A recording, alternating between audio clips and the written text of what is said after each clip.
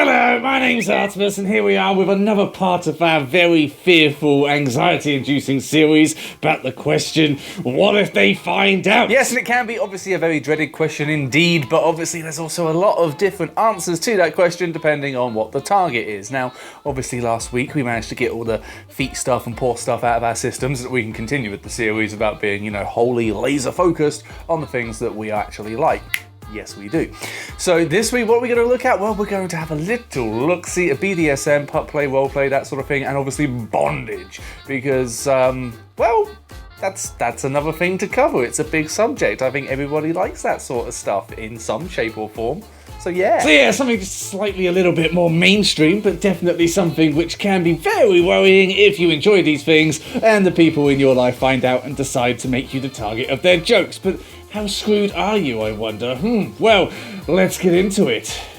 Ah yes, bondage and gags and all of those different positions. Now this one is a bit of a spectrum as well, where, some of it might be fairly light, like, oh yeah, we like having cuffs in the bedroom, and some of it might be fairly heavy, like vac beds, full-on mummification, that sort of shit. So it can really vary, but I kind of feel like the public perception of this one is sort of almost light-hearted, almost a joke. Like, you see it in various comedy skits and films that want to include a risque adult element. Can't even get my mouth around the words, Jesus. And you see a lot of people making sort of references to it. Like, it's one of those standby things of when somebody is in a slightly kinkier than normal situation, they will show some form of bondage equipment. And usually it's exaggerated. Like, you'll have stocks and pillowy and those big frame things like the rack, that sort of thing. So this one, I can't really see it being too judgmental. I feel like if it was to come out that, oh my God, Jeff over there really likes being tied up, then you'd be like, and I can't see many people having much of an issue with it. It doesn't have too much of, a lore behind it where, you're trying to think about the headspace because, it's quite simple. It's quite on the nose. So this one I don't think you need to worry about. On the spectrum of what happens if people find out, I wouldn't be surprised if everybody's got just a little bit of curiosity at the very least about, being tied up and whatnot. So yeah, don't sweat it. I think you're fine. Pretty much quite easily recognised one in BDSM, and it does encompass quite a lot, obviously, but we're going to be talking about the sort of roleplay aspect of it, and obviously the look, the aesthetic, the gear, the leather, the whips, the chains, all of that. Because this is something that the public perception is typically almost like, we've seen Mad Max, so we know what BDSM is. Like, not so much. But this is something everyone sort of has an idea of, and it's become almost the stereotype for, being slightly more kinky than normal. Like, this is almost like the first step on the road to full-on kinkdom. And people do generally have quite a good understanding of what it all is. It's one of the things that people have sort of included in a lot of films, a lot of documentaries, and people are starting to kind of understand it. Now, that said, there is obviously quite a disparity between those who know about the gear and the chains and the leather and all of that stuff, and then the role play aspect of it, when you have the, the dom-sub relationship, even puppy play.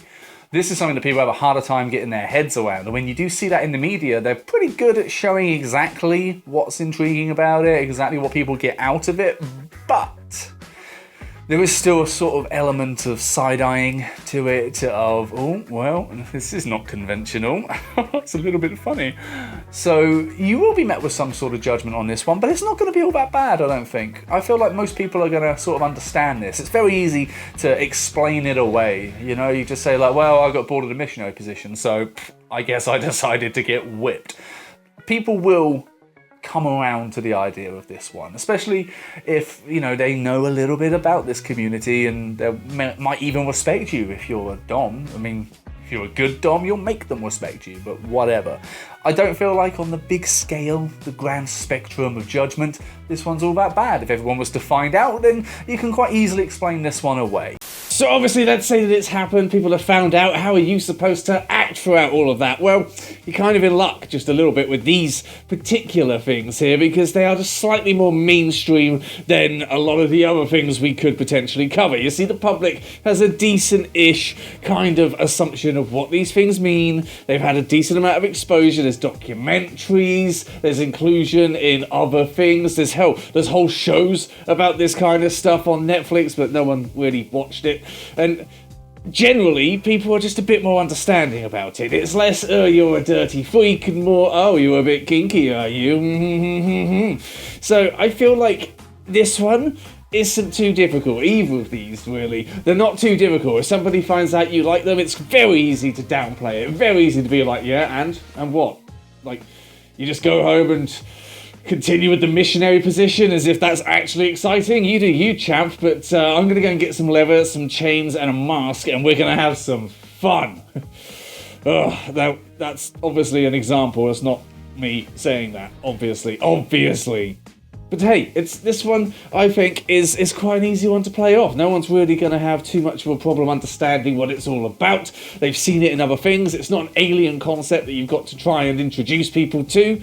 Generally, I think you're pretty safe. If people do find out, they find out. There's not really an awful lot that you need to feel embarrassed or ashamed about. And sure, some of it might be a bit different if you get into a lot of the sort of pup play side of things and the psychology side of things. Yes, that might be just a little bit more. But hell, even that has had a documentary that explores exactly what it's all about and why it's positive for the people that enjoy it. So ultimately, I think you're good. I think society has gotten to a point where they're happy with this sort of thing, where they are tolerant, and I hope that I'm right. Thank you very much for watching. Hopefully you did enjoy this video. It is interesting trying to, look at all of these different things from a societal point of view, because we live in a society, and trying to figure out exactly how screwed you might be if everybody at work or down the pub or your mates were to find out, because, the second you realise that you have an interest in things like this, that's your first worry and your first fear. But I feel like as times are moving on, people are generally more accepting and happier with a lot of different things, because everybody's got something. Everybody's got something. Everybody. Unless you're boring as fuck and you just stick with traditional sex, in which case, ouch, I'm sorry. That's such a shame for you. But anyway, hopefully you did enjoy this video, and if you did, maybe have a little look at the merchandise that we have available. You might just want to get yourself some. Maybe, I don't know. Be good if you had a look though, wouldn't it? Yeah, you don't know till you try it. It's a dangerous phrase to keep throwing around for someone who's so incredibly asexual, but hey, when it comes to merch, it applies. So take a look. Anyway, someone else can ask for money next. Bye. Well, yes, thank you very much for watching. Hopefully you are enjoying this series. It is interesting to delve into. Obviously, we had to get the feet and paws out of the way first, because we were always going to talk about those forever. And now we can delve into some other things. And we're going to be covering as many subjects and topics and kinks and fetishes as we can think of, including some which obviously are going to be a lot further down the scale on socially acceptable. I don't mean that means that they're bad.